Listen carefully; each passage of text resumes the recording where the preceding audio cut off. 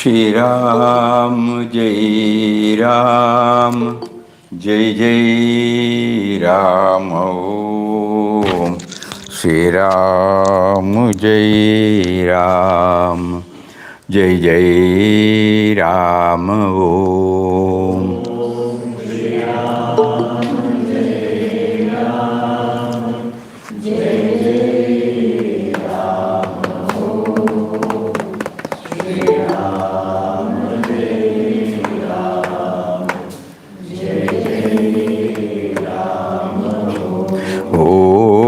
Shri Ram, Jai Ram, Jai Jai Ram Om. Shri Ram, Jai Ram, Jai Jai Ram Om.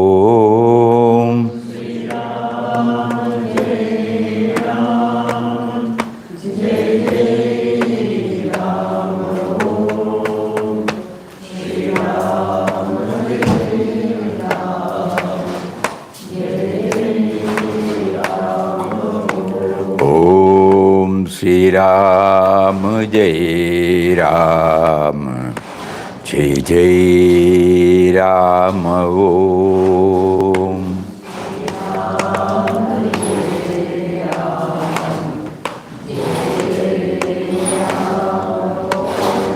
Om Shri Ram, Jai Ram, Jai Jai Ram Om.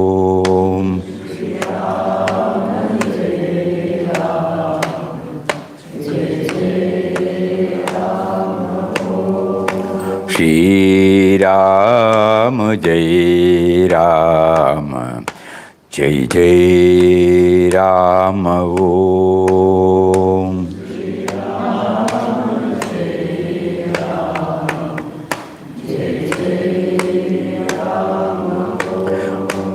Shri Ram, Jai Ram, Jai Jai Ram Om.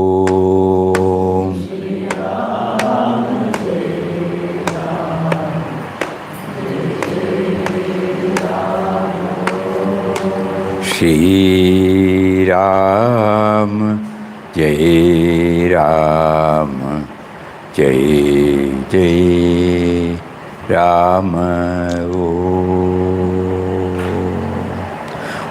Shri Ram, Jai Ram, Jai Jai Ram. Hari Om to everybody. Pranam, Swami. Pranam, pranam. Pranam, pranam, pranam.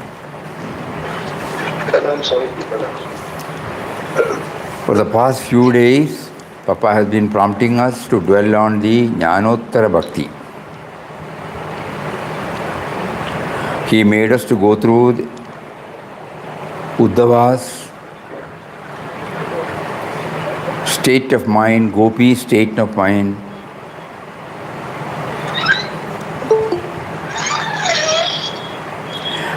As none of us can reach that stage, what can we do now?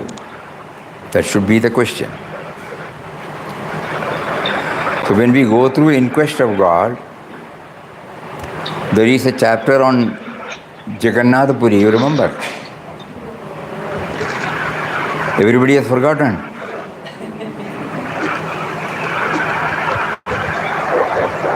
Jagannath Puri. Yes, Swami. At least one person said.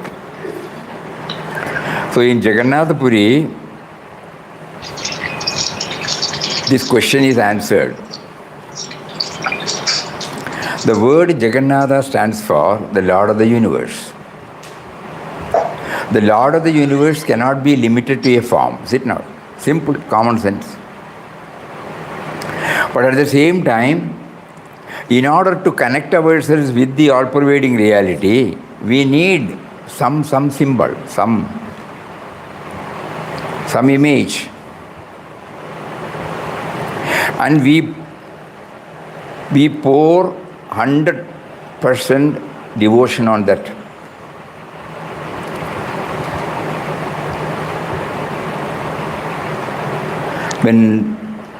To show that, Papa has clearly mentioned there that when he went to Jagannath Puri, God made him to think in terms of getting a darshan there. But it was overcrowded, there was no chance.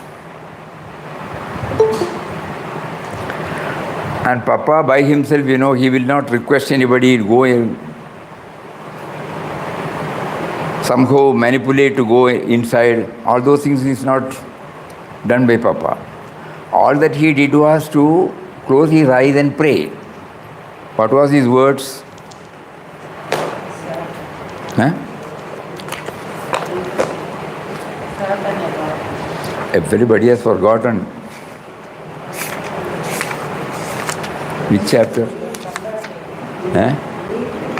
Which chapter? Chapter number? 14.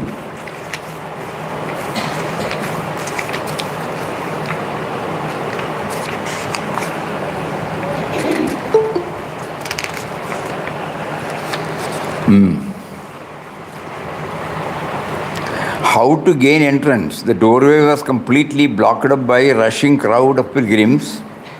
There was a good deal of elbowing, pushing, kicking in the thick and struggling mass of humanity. Looking on this stage of things, Ramdas, with hands joined in salutation, spoke thus: O Ram, how can thy poor slave gain access in this rush of men and obtain thy darshan? There appears to be no chance for him, a weak and helpless fakir. Scarcely were those words uttered when from the crowd at the entrance out came a tall Brahmin, and approaching him took him by the hand, led him to the door, and using all his strength, he pressed himself through the thick crowd, making a passage, conducted the bewildered Ramdas along with him. It all appeared like a dream. Ramdas had now become unconscious of his body and plunged into communion with the Almighty Ram. This is important. In about 5 minutes, he was standing before the big idol of Jagannath, the Brahmin still holding him by the hand. Ramdas laid his head at the feet of this idol. So Lord of the universe, the all-pervading reality,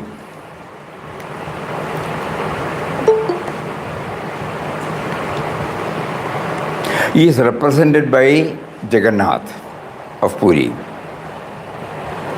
And as Papa went there, what happened? his sense of individuality became absent. Only when yesterday we were reading, day for yesterday we were reading Mataji's words. Only when the Deha Buddhi goes, we will be able to identify ourselves totally with him. So here we find Papa losing the Deha Buddhi and merging himself with, or attuning himself with, the all-pervading reality. And again he comes down to the individual level. Then he must have thought this symbol, this image is responsible, is instrumental in giving him this wonderful experience. So he touched the holy feet of Lord Jagannath there. So Jnanottara Bhakti is very, very clear now. Bhakti is there, but at the same time based on the jnana. And as soon as he went there, many people, not only Papa, many Bhaktotamas, many Grihasthas who have so much of devotion, when they go before the Sanctum Sanctorum, when they stand before the deity, they lose themselves. Probably for 1 minute, 2 minutes, 5 minutes. The time, the duration may vary.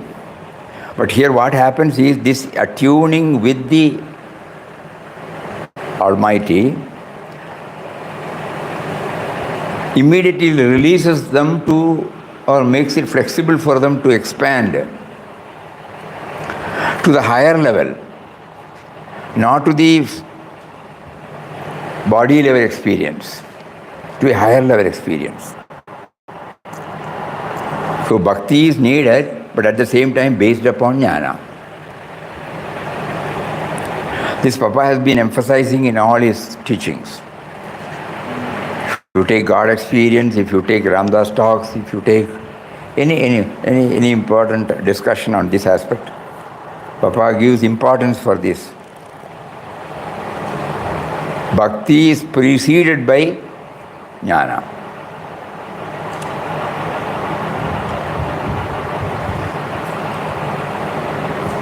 The all-pervading reality. And another way of looking at it is, suppose we close our eyes and start making an inward journey. We know that the moment we close, we become aware of the body. We need not even open. Slowly we become aware of the thoughts. Then we become, we know at the same time we are there. So who is that? It has no name and form. Then we remember Papa's words, subtle and mysterious power.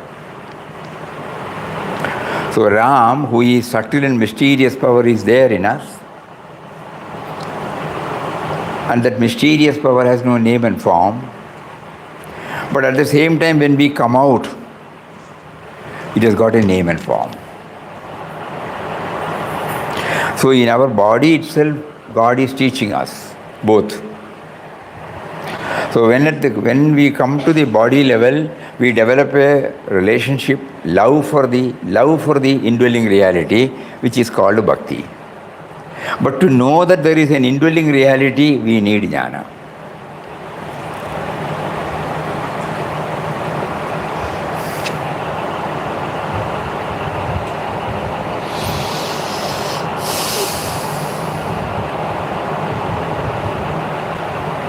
Please think about it. This is one way of looking at it. If we try to practice this,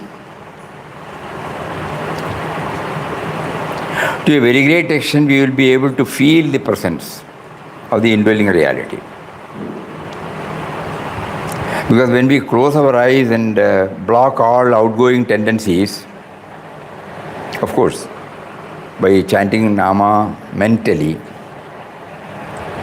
when we take to mental chanting of Ram Nam or any Nama,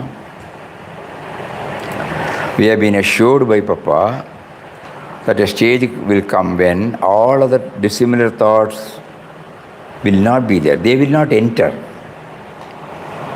Only Nama will be going. And then when the Nama is exclusively there, slowly the awareness comes that we are chanting the name of Nam.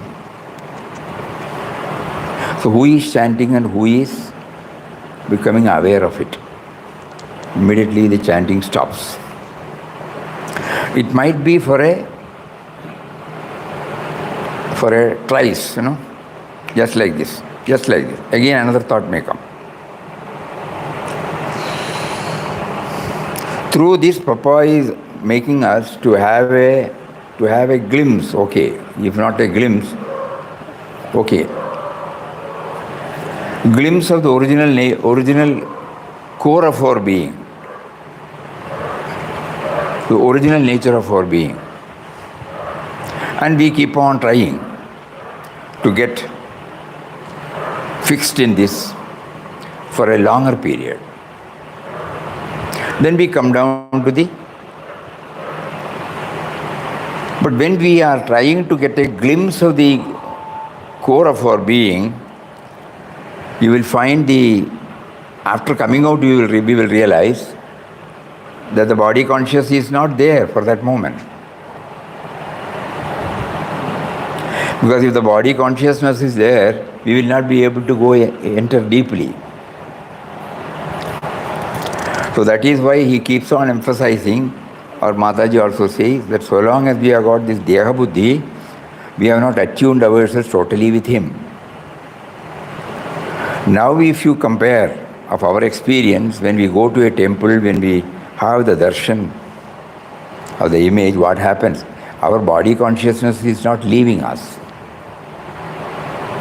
That is why after we come back, no change in us. Whereas in this case, when he went to Jagannath temple, Ramdas had now become unconscious of his body, plunged into communion with the Almighty Ram.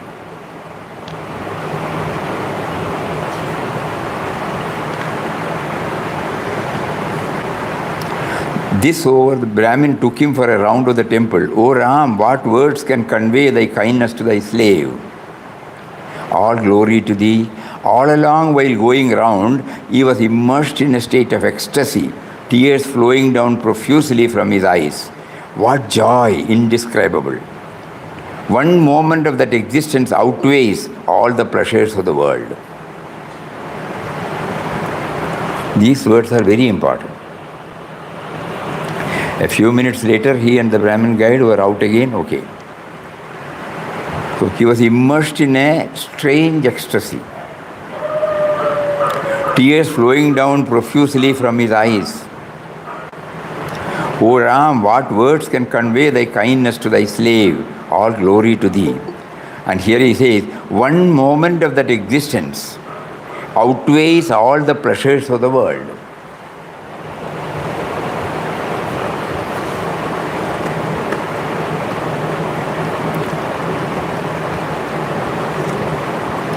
So, Saguna, Nirguna, and in Bhakti is a Jnanottara Bhakti.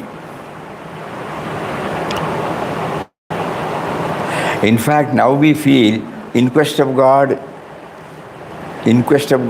clearly keeps on hammering this aspect. That we should try to develop this Jnanottara Bhakti. Right from 3rd chapter or 4th chapter till 37. That is why he was able to commune with him. And everywhere he was trying to see him. Not trying. Everywhere he was seeing him only.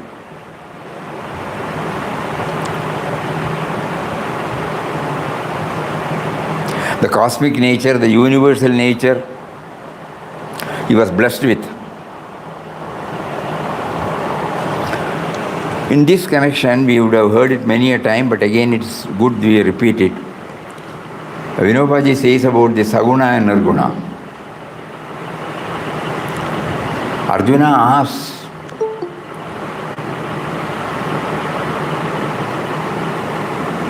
Some devotees worship you in Saguna form, while others worship you in Nirguna.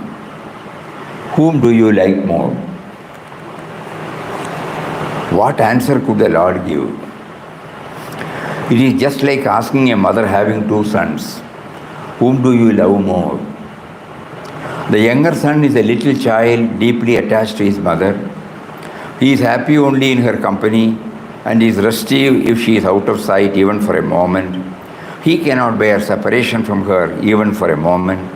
Without her, the world is like a big void for him. The elder son too is full of love for the mother. But he is grown up, mature. He can stay away from her. He serves her and takes all the burden and responsibility upon himself. Being absorbed in work, he can endure separation from her. He is admired by the world and his reputation pleases his mother. If you tell this mother that she can have only one of these two sons and she will have to choose between them, what could she do? How can she make a choice? Try to understand her plight. She will be totally nonplussed and may mumble, I can bear separation from the elder one if I cannot help it. It is more difficult for her to tear away from the younger son from her bosom. His special attachment to her will weigh with her and she may reply accordingly.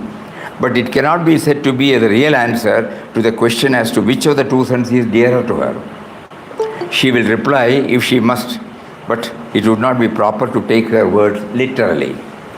The Lord has been put exactly in the same predicament. Arjuna asked the Lord, O Lord, one of the two devotees loves you madly. His mind is riveted on you. His eyes long to see you. His ears eager to hear your praise. His hands yearn to serve and worship you. The other one is self-reliant. He has controlled his senses and is ever absorbed in working for the welfare of all.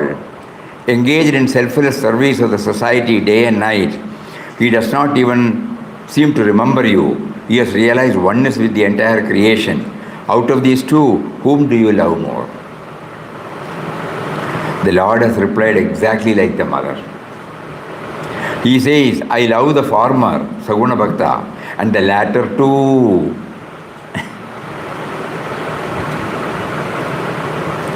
I love the former, Saguna Bhakta, and the latter too is mine. The Lord is clearly on the horns of a dilemma. He has somehow given a reply just for the sake of replying. In fact, this is the truth. There is absolutely no difference between these two types of devotees. Both have equal merit. To compare the two is to transgress the limit of propriety. The question that Arjuna had asked in the 5th chapter about karma has been asked here about bhakti. In the 5th chapter it has been told that man attained the same of akarma, state of akarma with the help of karma and vikarma, and that the state of akarma appears in two forms. The yogi works ceaselessly but does nothing inwardly, while the sannyasi sets the world in motion without doing anything outwardly. How to compare these two states? How to compare the two halves of the same sphere? They are completely identical. For the two states of akarma, two different terms have been used, yoga and sannyasa, but they have the same meaning. The question of choice between Saguna and Nirguna is similar. The Saguna devotee serves the Lord through his organs, whereas the Nirguna devotee thinks of the good of the whole world.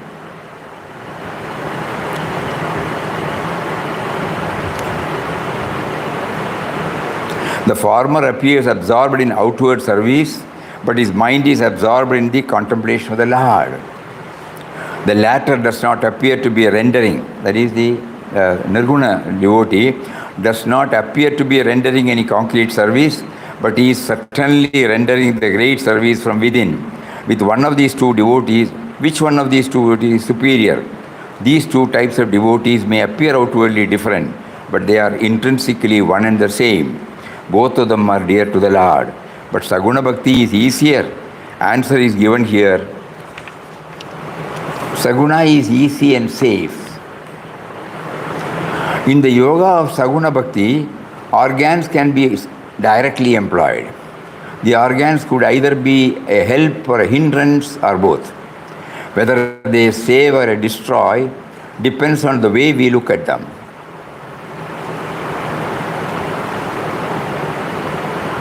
For the Saguna devotee, the organs are the means to realize the Lord.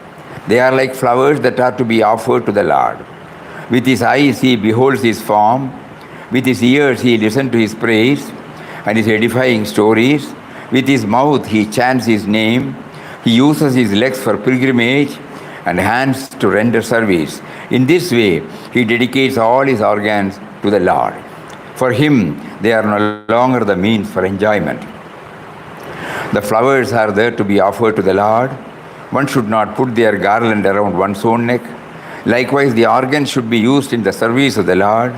This is the outlook of the Saguna devotee. But to a Nirguna devotee, the organs appear to be a hindrance. He restrains them, starves them, keeps a watch over them. The Saguna devotee feels no need to do so. He surrenders his organs at the feet of the Lord. Both these are methods of controlling the organs. Whatever be the way, it is imperative to restrain the organs and prevent them from wallowing in the pleasures of the senses. But one way is easier, while the other one is difficult. So here, even the Saguna devotee is a graduated devotee. He says the organs are meant not for enjoyment. Eyes, ears, nose, tongue, skin. These are the 5 sense organs. Normally we make use of it for enjoying, indulging. So here the graduated Saguna devotee, we can name it like that. He uses all these organs for the worship of the Lord. That is the highest. In the case of gopis, we found the same. They forgot about everything. And for a Nirguna devotee, the same organs become a hindrance because they have a tendency to go outside.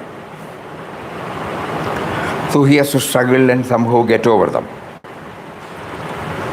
Nirguna devotee is dedicated to the good of all because he sees God in everybody.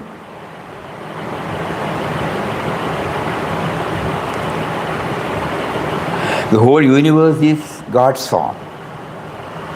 That is why he is serving all. It is not limited to a particular one. It is easier said, this is no ordinary thing. One who is absorbed in thinking about the good of the whole world can do nothing else. Hence, Nirguna sadhana is difficult. Saguna worship, on the other hand, can be done by anybody according to his capacity. To serve the small village we are born in, or to look after our parents, is a form of Saguna worship. Such service should, of course, not go against the interest of the world. No matter how small your service is, it will have the character of Bhakti if it does not go against the good of others. Otherwise, it will be a sort of attachment. The Saguna worship consists of serving the parents, friends, distressed people, and the saints, considering them as forms of the Lord, and is content therein. It is easy. Hence, although both Saguna and Nirguna Bhakti are essentially the same, Saguna is preferable on the ground of relative easiness. Apart from the point of easiness, there is one more point. Nirguna worship is fraught with some risk. Nirguna is all knowledge, jnana, but Saguna is full of love and tenderness and the warmth of feelings. A devotee is more secure therein. There was a time when I relied much on knowledge and experience, but experience has taught me that knowledge alone is not enough.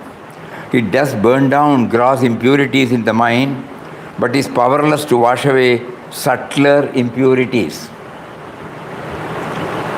Self-reliance, inquiry into the nature of the self, discrimination between the self and the non-self, constant practice, detachment and dispassion, all these means taken together are of little avail here. The subtle impurities can be washed away only by the waters of Bhakti. Only Bhakti has the efficacy to do it. You may call it dependence, but it is dependence on nobody else but the Lord. The mind cannot be completely cleansed without His help. Some may say you are giving a narrow meaning to the word knowledge. To hold that knowledge cannot cleanse the mind completely is to undervalue it, somebody says. This objection is certainly valid, but my point is that it is hard to attain pure knowledge while living in the mortal body. The knowledge that we can have while we are encased in this body is bound to be somewhat imperfect and incomplete. Its power is bound to be limited. Pure knowledge will undoubtedly burn to ashes all the impurities in the mind, and along with it, it will burn down the mind itself. But when associated with the weak flesh, its power proves to be inadequate.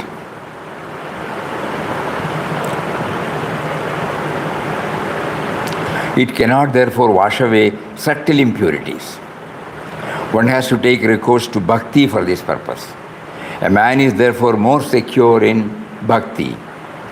This is my personal assessment. Saguna Bhakti is easier as there is reliance on the Lord, whereas in Nirguna Bhakti there is self-reliance. But after all, what does self in the self-reliance means? It means reliance on the Lord that dwells within us. You cannot find anybody purified solely through reason, through self-reliance, that is through knowledge of the self within. We shall have pure knowledge. Thus even in Nirguna Bhakti, reliance is on the self. Now he takes another steps. This is very important. Without Nirguna, Saguna is defective. I mentioned easiness and security as two plus points of Saguna worship.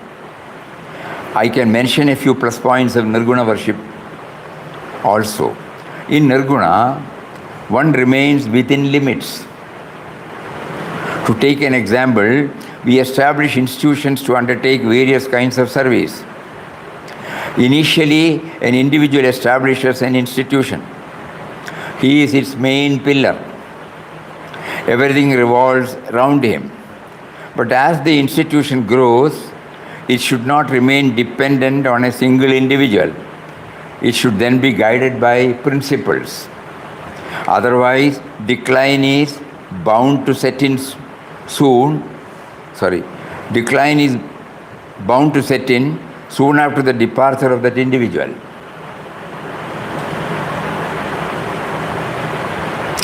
To take my favorite illustration, one cannot continue spinning when the belt on the wheel snaps, nor can then one wind up the yarn already spun. This is what happens to the institution when it loses the key person. It then becomes orphaned.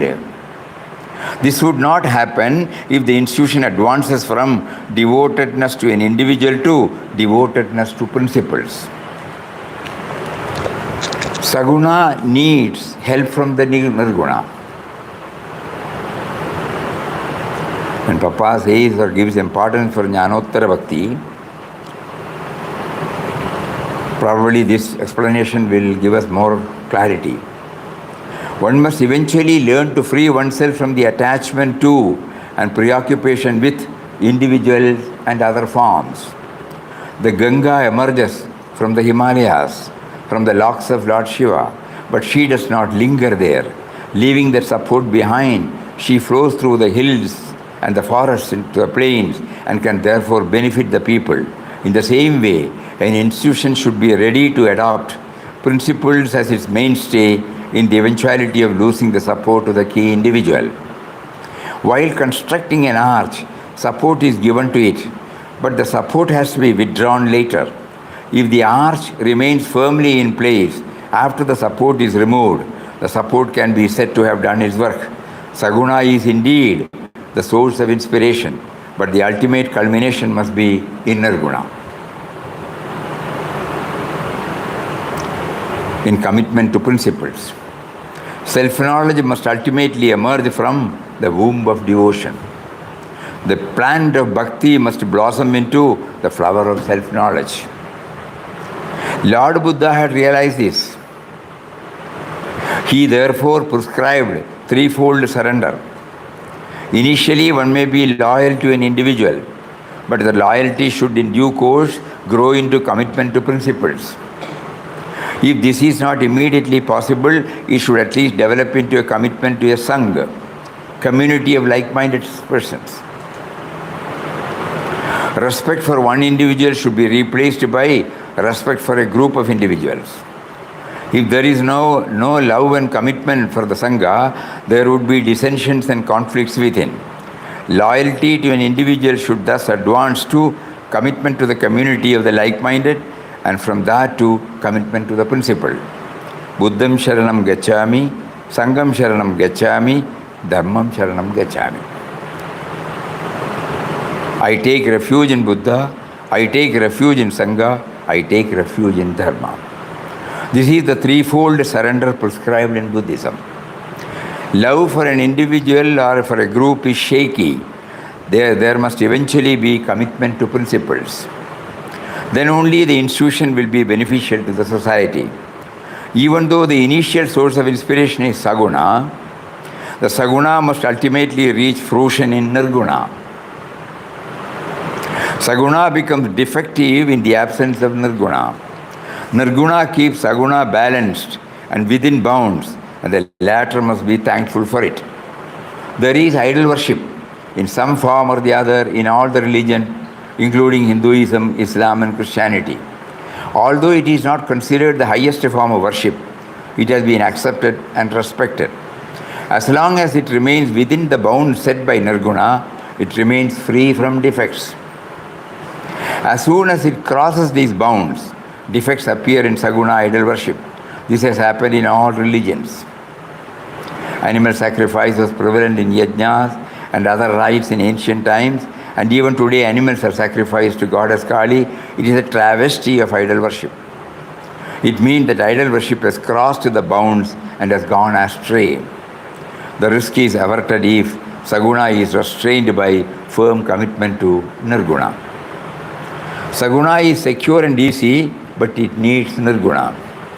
Saguna should in fact grow, eventually blossom into Nirguna, into devotion to principles. Nirguna and Saguna are not opposed to each other. In fact, they complement each other. One must advance from Saguna to Nirguna, and Nirguna also needs the warmth of Saguna to remove subtle impurities from the mind. They thus enrich and gain lustre from each other. Both these types of bhakti are beautifully depicted in the Ramayana. We find them first in Ayodhya Kand, and they have been described extensively throughout the rest of the Ramayana. Bharat, Ram's brother, is an example of Nirguna devotee, and Lakshmana, another brother, is an example of Saguna devotee. The nature of Saguna Bhakti and that of Nirguna Bhakti will be clear from their examples. When Rama set out for the forest, he was not ready to take Lakshmana with him. He felt there is no ground for taking him along. He told him, I am going to the forest at the behest of our father. You should stay home. If you accompany me, our parents would be more disconsolate. Serve them and the people. If you are with them, I shall be free from any worries. Be my representative here. Do not be worried about me. Going to the forest is not a matter of misfortune. I would rather have the opportunity to visit the ashrams of the sages. Rama thus tried to dissuade Lakshmana from this resolve, but Lakshmana cut short all the arguments in one stroke. Tulsidas has pictured this incident vividly. Lakshmana says, you are explaining to me to the path of duty prescribed by scriptures. I should certainly follow it, but I would not be able to bear the burden of princely duties. I am not competent to be your representative. I am just a child. Can a swan lift up the mountain, so Rama? I have been nourished on your love. Please tell about princely duties to somebody else. I am only a child. Thus he put a stop to the discussion. Just as fish cannot live outside the water, Lakshmana could not live without Rama. With his whole being, he lived for Rama. His joy lay in serving Rama, in keeping vigil at night when Rama slept. If the eye is attacked, the arm immediately rushes to receive the blow. Lakshman was such a protective arm for Rama. Tulsidas has given a striking simile. A flag flutters proudly and is lustily cheered. We also do that, no? Do like this. When the flower drops, flower petals. Let us remember this. Lakshmana, but who cares for the flagstaff? Lakshmana was like the flagstaff. It was because of his solid, unstinted support that the flag of Rama's glory has been fluttering high in the world. He never faltered, never bent. The world sees the flag and adores it, but the value of the staff is hardly reckoned. A spire attracts the attention of the people, but the foundation catches no eye. The banner of Rama's glory is still fluttering, but Lakshmanan remains unremembered, unsung. For 14 years, he stood upright and strong. He stayed in the background and spread Rama's glory. Rama entrusted many difficult, delicate, unpleasant tasks to him. It was Lakshmana whom he asked to take Sita to the forest and leave her there. Poor Lakshmana obeyed his command too. He had virtually become Rama's eyes, his hands, his mind. He had merged himself into Rama, just as a river merges into the sea. He had become Rama's shadow. Lakshmana's bhakti was Saguna one. Bharat, on the other hand, was a Nirguna devotee. Tulsidas has beautifully sketched his character. When Rama left for the forest, Bharat was out of Ayodhya.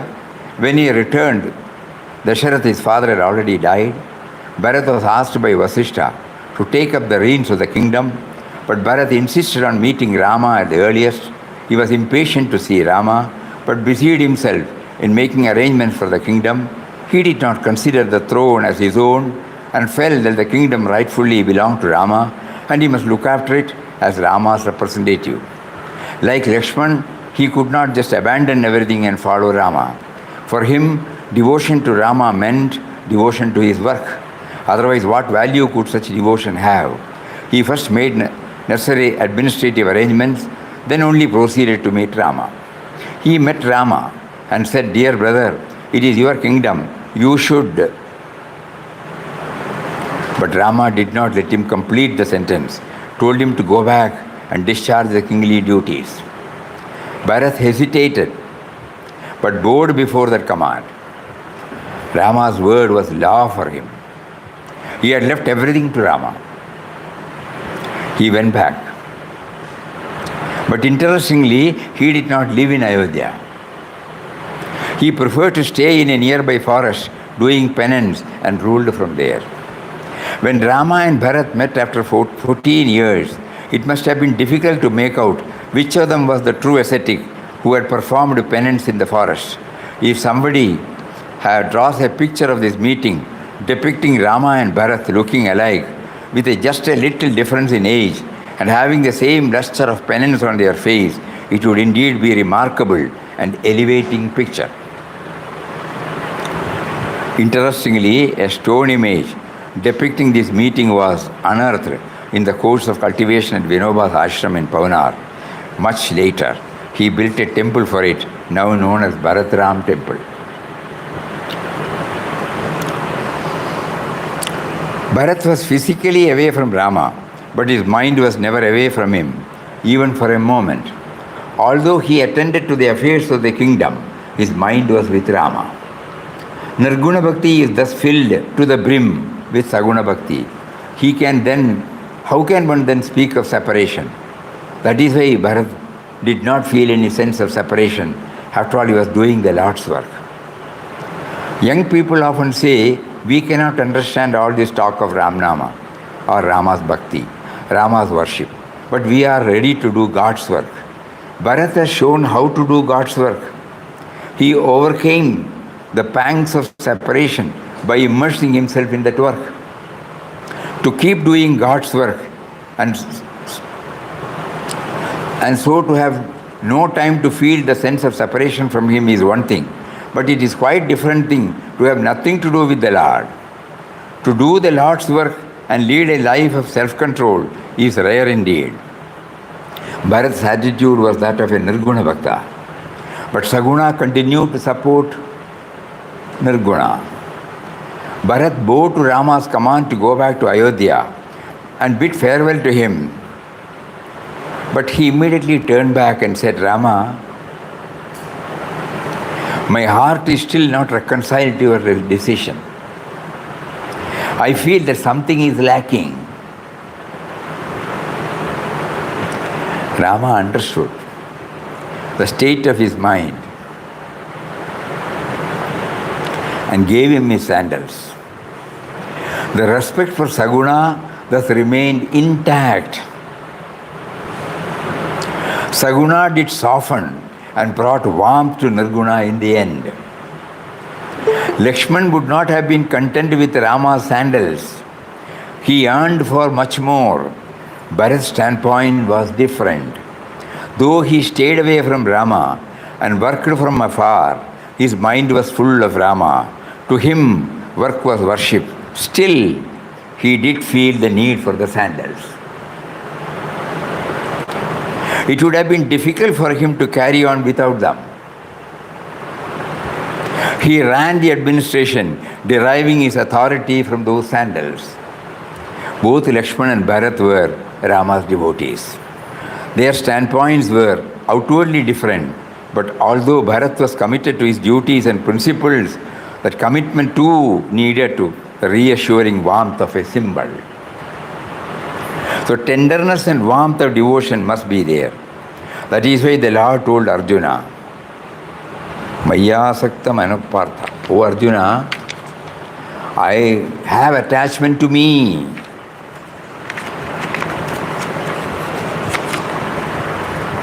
And repeated the advice again and again. The Gita otherwise detests the word attachment and repeatedly exhorts us to work without attachment, love or hate and expectations. Non-attachment is its constant refrain. Still, it asks Arjuna to have attachment to the Lord. But then, attachment to the Lord is a lofty ideal. It has nothing in common with attachment to worldly things. Saguna and Nirguna are closely intertwined with each other. Saguna cannot altogether dispense with Nirguna's support, and Nirguna does need Saguna's warmth. Work is certainly worship, but it needs the warmth of feelings. The Lord says, Maam Anusmara Idyacha. Remember me and fight the battle of life. Work is worship in itself, but devotion has to be there in the heart. The mechanical action of offering flowers to the Lord's idol is not worship. That action has to be saturated with devotion. Offering flowers to the Lord's idol is one form of worship. Doing good work is another way. In both of them, there must be warmth of devotion. If this warmth is not there, offering flowers to an idol will be no different from offering them to a stone. It is the inner feelings that matter. It is devotion which makes the difference. Saguna and Nirguna, work and love, Jnana and Bhakti. All these are completely identical. They all lead to the same ultimate experience. Now we understand why Papa prompted us to take up this, Finally he says, Jnana and Bhakti. It has been clearly brought out in taking a portion from the Ramayana, Bharat was not attached, but at the same time he was attached, He needed that Paduga. Paduga was also installed like Pattabhishekam, Paduga Pattabhishekam is called. when he went to the Nandi Gram, when he decided to settle down there, he had this Paduka Pattabhishekam. And from there only he was not sitting in the royal palace. Though he continued to rule for 14 years, he was also continuing like Rama's life in forest. Nirguna Saguna, Saguna Nirguna.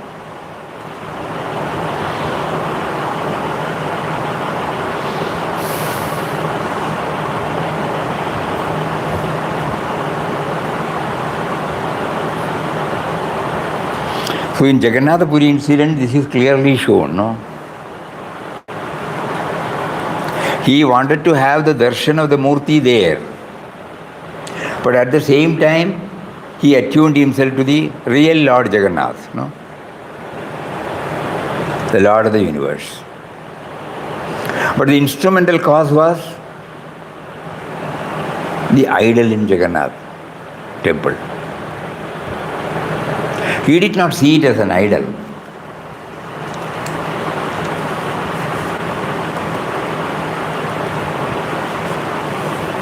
Beyond that, we cannot explain, no?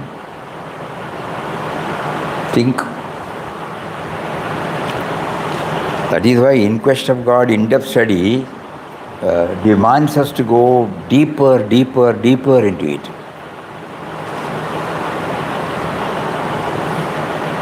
Jnanottara Bhakti. Devotion is given an important place, more important place than jnana. But jnana is needed. Look at Uddhava and Arjuna. I am taking a jump from the Ramayana to the Mahabharata. Uddhava and Arjuna are like Bharat and Lakshmana. Uddhava always used to be with Krishna, busy in serving him. He could not even bear a moment's separation. Without Krishna, life was dull and insipid for him.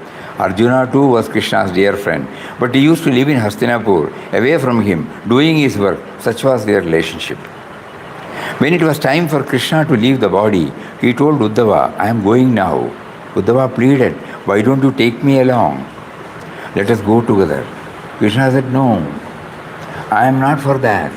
When the sun sets, it endows fire with its essence, heat and light. Likewise, I am leaving my essence, my light with you. He then revealed self-knowledge to Uddhava and sent him on a journey. During the journey, Uddhava came to know from sage Maitreyi that Krishna had bid farewell to this world. But the news made absolutely no impact on Uddhava's mind. His case was not like when the master died, the pupil cried. The teaching and the learning were both wasted. He did not feel that there was any separation. All his life, he had performed Saguna worship. He had always lived for the company of Krishna. Now he had begun to experience the joy of Nirguna. He had to reach finally the destination of Nirguna. Saguna may come first, but it must be followed by Nirguna. Otherwise, there is no perfection, no fulfillment.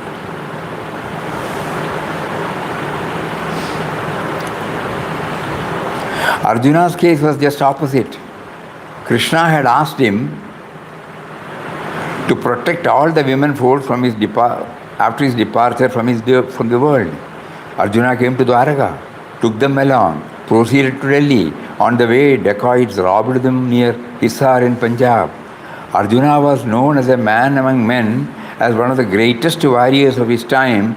He was known as Jaya, the victorious, as he knew no defeat. Once he had even challenged and humbled Lord Shiva. But such a fighter could not face a bunch of dacoits and had to flee for his life. Krishna's departure from this world had affected him so deeply that he had, as if lost all his vitality and strength. He had become a shadow of his former self. Thus Arjuna, the Nirguna devotee, was overwhelmed with separation from Krishna in the end. His Nirguna ultimately gave way. All his activity came to a standstill. His Nirguna had the experience of the value of Saguna in the end.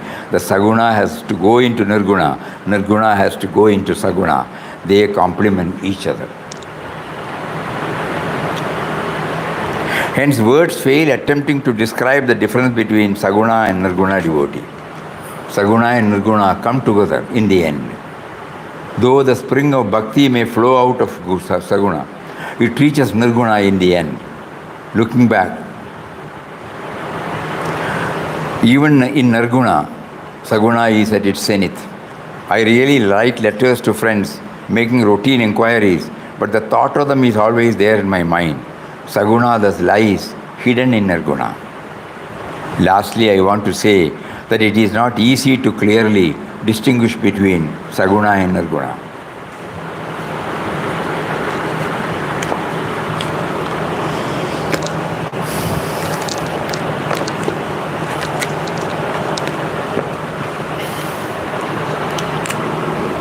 So Papa has been trying to place before us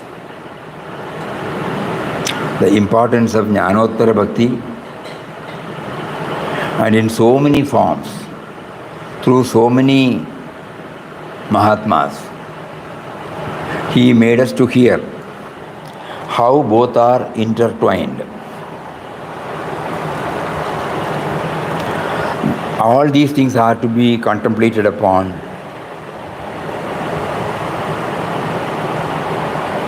and then pray to him. My intelligence cannot go beyond this level. Please bless me.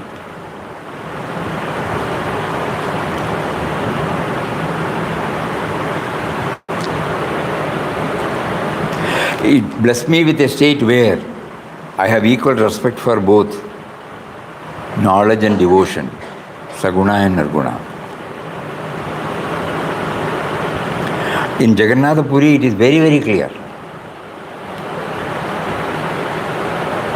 And when he was in front of that idol, he lost body consciousness. That means attuning himself with the all-pervading reality.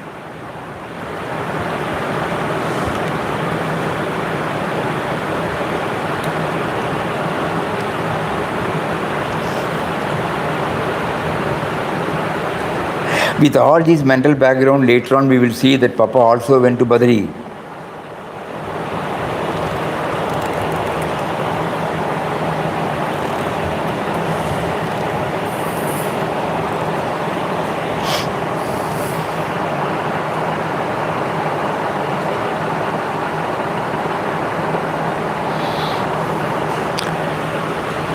Anybody would like to share any thoughts?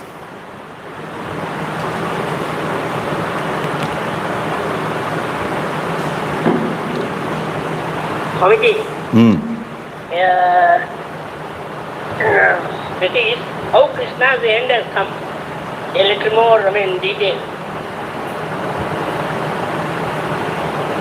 No, the question is about Saguna Tiguna. No? Krishna's end, according to what we have understood, he laid himself and the time came and he prompted the hunter. He was lying and the hunter mistook it as a bird, and then he released the arrow. All these are his own making. Just like how he came to this world in the prison, he chose there should be an instrumental cause, so he brought Vasudeva and Devaki. And in the end also he brought about to close the drama. If we go to Gujarat, you can still see the place where, he dropped the body. There a form is there, the form with the arrow, and also the place where from the hunter he released the arrow. To us it is a long distance, but in good old days it might be there. So there also we find he enacted this drama. He had to choose, the all-pervading reality had to choose this avatar to know the various aspects of spirituality, to know the various aspects of Saguna and Nirguna,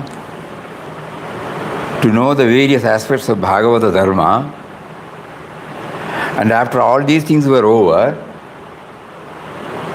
he had to shuffle off his mortal coil, and then the final part of the drama came through this. Hari Om, sir. Hari Om, Hari Om, Hari Om.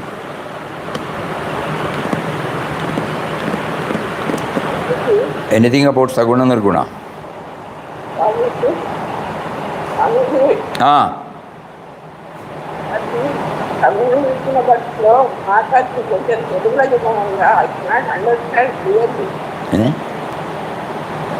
What?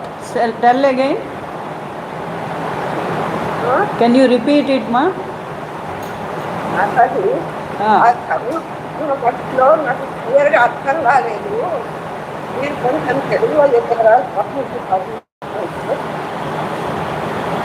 సగుణం అర్థం కాలేదా నిర్గుణమా? రామాయణం అర్థమైంది. ఆ పైన పప్పాది అది సగుణ భక్తి నిర్గుణ భక్తి అన్నారు కదా స్వామిజీ. అక్కడ కొన్ని వేరుగా అర్థం కాలేదు మాట్లాడి. Saguna and Nirguna, you told about Ramayana, she understood. Papa, Saguna, Nirguna Bhakti, she is unable to understand. Papa, you see, when we read about Jagannath Puri temple, so Papa's chosen deity is not limited to one particular idol, not one particular form. He is the whole of God's creation. He is Papa's Saguna form. Not that the Saguna form is not there, but the Saguna form was not limited to one particular idol or one particular form. His Saguna form was the entire universe. That is the result of Nirguna also. In Jagannath Puri, when he went, he was able to attune himself with this cosmic soul, the all-pervading reality. And to make us know that we should not belittle the importance of Saguna worship, he brought this chapter also and said that was the instrumental cause. Just like sandal was the symbol to draw needed power. Bharat used that symbol, sandal. Similarly, Papa says all the idols or Ishtadevata or the forms or avatars, they will be instrumental to take us up to they should be instrumental in lifting us up to the all-pervading nature.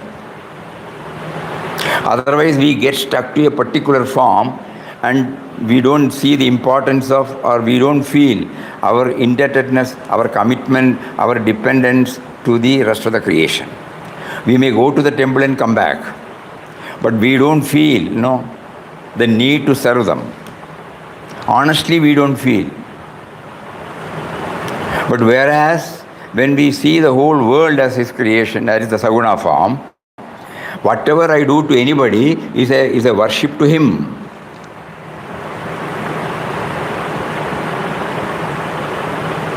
It is a very difficult thing for us to understand, but we have no choice.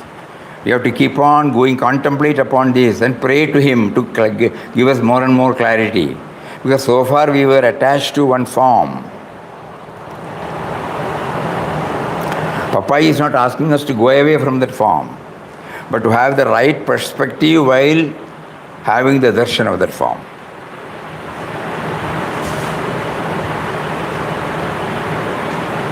We used to always repeat, Pujya Swamiji's words while prostrating before Papa.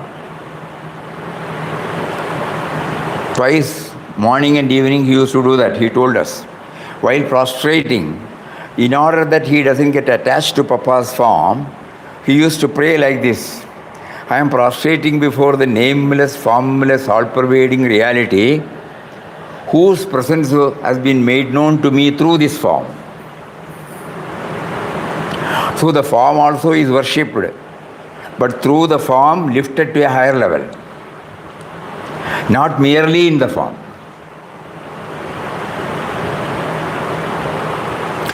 So every time when he was prostrating, he was trying to balance this, giving due respect to the form, at the same time giving equal respect to the formless.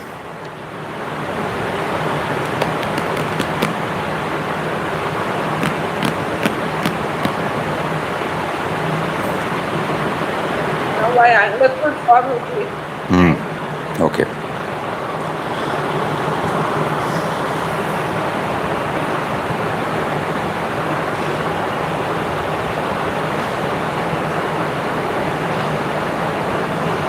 Swamiji, so if devotion, love and bhakti to a nirguna swarupa becomes difficult to understand. It is difficult, no doubt about it. So for us, It is form, it is easy to get ourselves connected to a form. It is definitely difficult to connect ourselves with the formless. Agreed. But we have to try.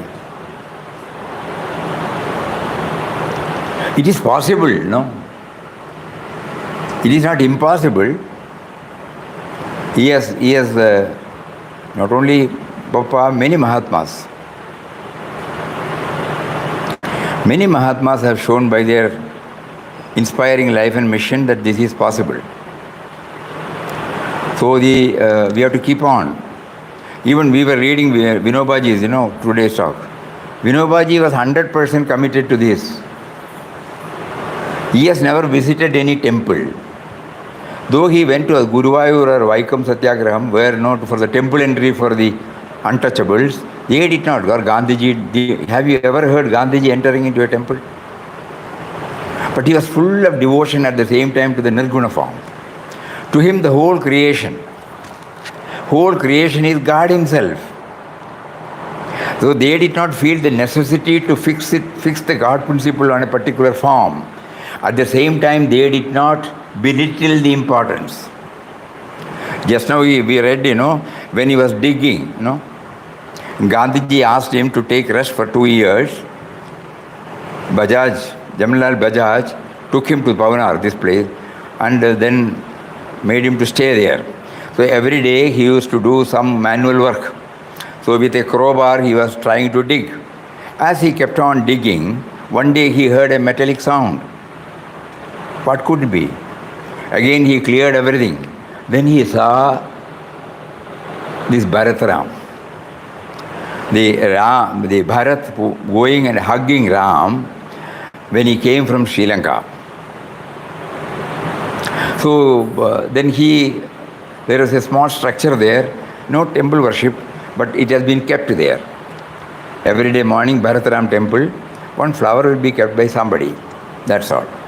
So somebody asked Vinobaji, you say God is everywhere, then you yourself have put up this Bharataram temple.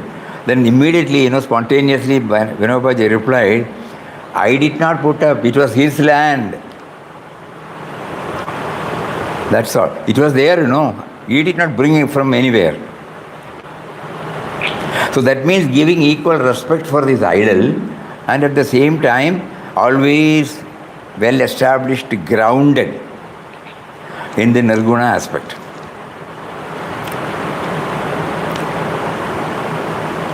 Only by reading, contemplating, praying, we will be able to go nearer to this truth. Praying deeply, kindly enlighten me. You are there see, just close your eyes and start thinking. We would have read He is in the form of life, He is in the form of awareness, He is in the form of intelligence. Okay, everything is okay. But you close your eyes and then try to find out. He is there, otherwise I will not exist. My body cannot exist without life force. Body cannot exist without the awareness. I will not know about the body if the awareness is not there. So where are you now? We are asking Him. You are there now. Where are you now? Will we be able to have a form for this? So when we go to a temple, we are suddenly, because I have got a form, I would like to see a form to concentrate upon. I cannot straight away jump to a formless one. So that is why good old people, they conceived the idea of idol worship and they have started this temple culture. So right from its various rituals, prana pratishta, so many things, and every day there are rituals going on, so that it continues to inspire hundreds and innumerable thousands of people to think about God first, okay? They may be thinking about their family. For family is concerned, they would be offering their worship. Or if they would have had deal with the Ishtadevata, if I get this, I will give you this. And they may go there to give back. So we don't know. But there may be some devotees who will be able to lift them up from the form level to the formless. So these are all different stages. So we pray to him. We all enjoy, when you heard about Guru Ayyappan's devotees' anubhava, experience, we were all happy, no doubt about it. So at the same time, we should know that Guru Ayyappan is not limited in the Guruvayur only. When we say that he is there everywhere,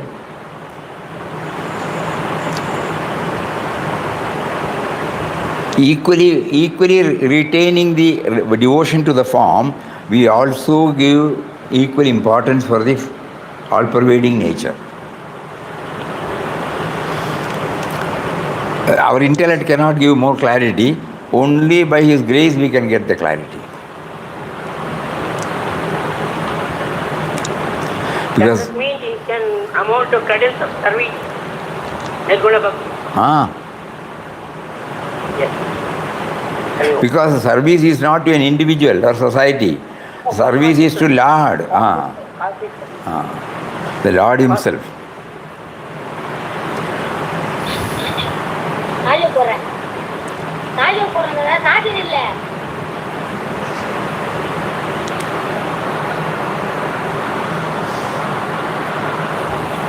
More of this, we have to keep on contemplating and praying for his grace. Give me the thrill,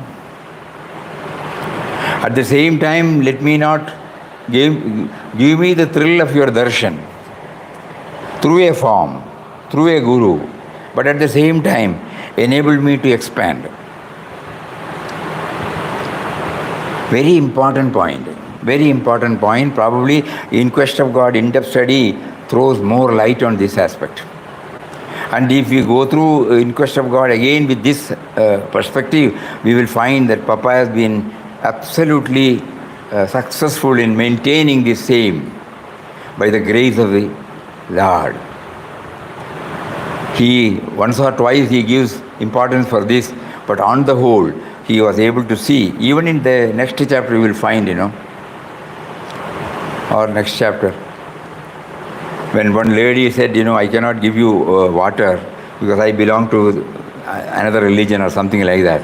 He said, Ramdas is only the mother, holy, the universal mother in you.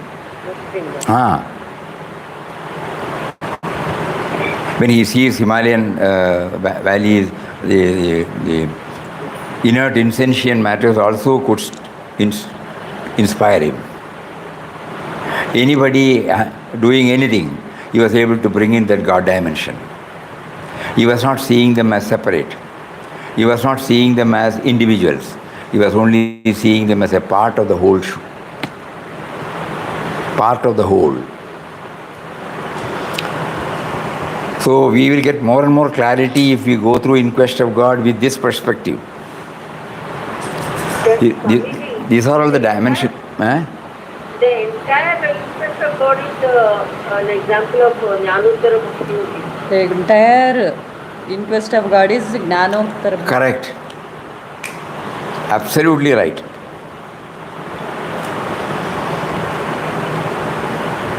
He took us he patiently took so many days to somehow instill this into our mind.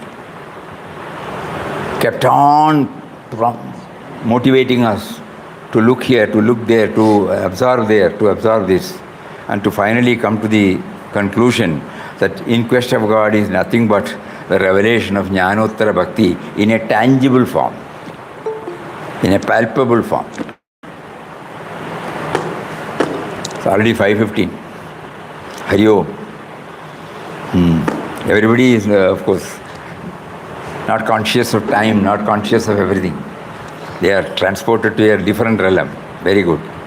Om Shri Ram Jai Ram Jai Jai Ram Om Shri Ram Jai Ram Jai Jai Ram Om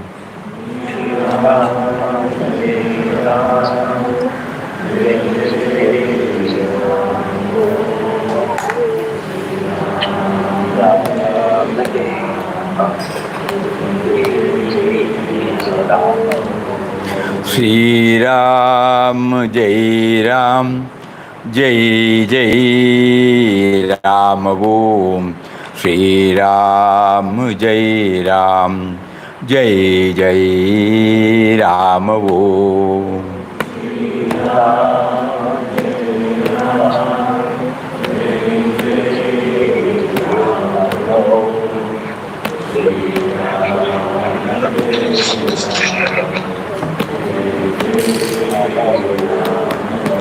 Shri Ram Jai Ram Jai Jai Ram Om Shri Ram Jai Ram Jai Jai Ram Om Hari Om, pranams to everybody. Hari Om, Pranam, Swami. pranam. Very good. Hari